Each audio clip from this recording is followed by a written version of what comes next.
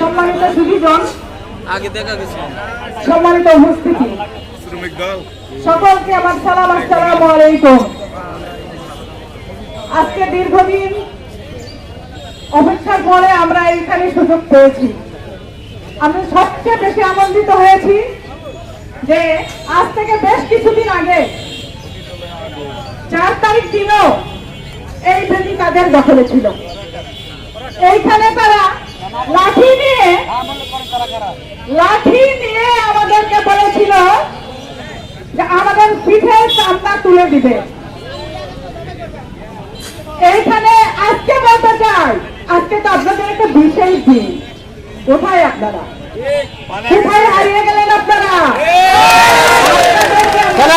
চাই আজকে আমরা এখানে